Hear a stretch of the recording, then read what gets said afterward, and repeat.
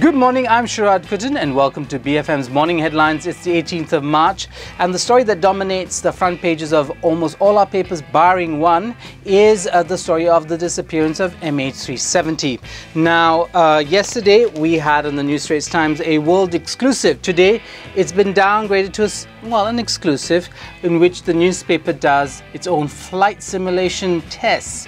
But the more important story yesterday was whether the report that they had from a source story that the plane flew under or at an altitude under 5,000 feet was not confirmed by officials yesterday at the press conference. They said they have no knowledge of such a report. Well, that's the question that everybody's asking, north or south. The possible trajectory of the plane either going northwards into the Asian landmass or going southwards into the Indian Ocean. And that's a huge sort of territory to be covered.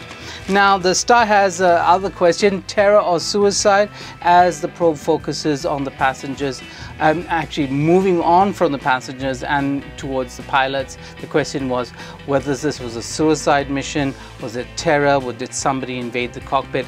Those questions continue to be asked. As Kuthan, Malaysia puts it, it's a mystery, and a mystery. It's such a mystery and a global one at that.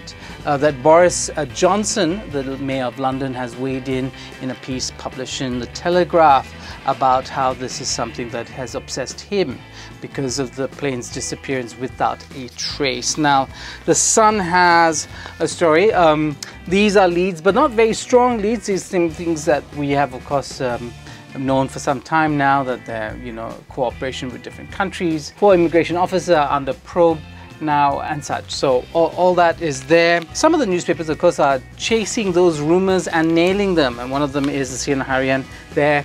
Keluarga tak lari, which means the family did not flee and has not in fact fled the country. So that was one rumor that they have nailed. Berita Harian, looking at the flight simulator in the home of the chief pilot, says that there were several landing sites, I guess were part of his practice scenarios. There you have Diego Garcia there, because there had been reports that no flight has landed there. The Maldives, Sri Lanka and India has denied that MH370 actually entered their airspace. So that's Berita Harian's story there.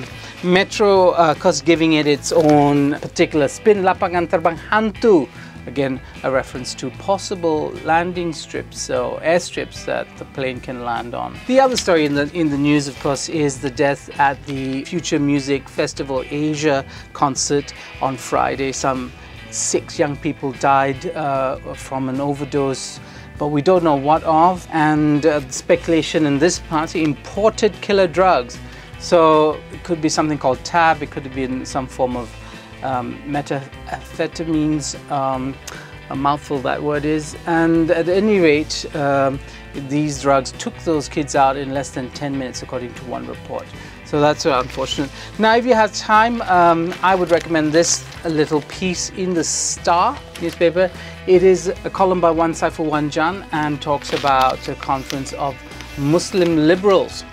And I think it's probably worth a read. That's all we have for you this morning, but before I leave, I have to give you the word of the day. And the word of the day is mystery. Yes, mystery it is. It's an unfortunate mystery and terrible tragedy and pressure for the families and friends of those missing on the flight, and of course also the authorities who have to on a daily basis answer questions from an impatient media. That's all I have for you this morning. I'm Sharaad Kuthan. You've been listening to BFM 89.9.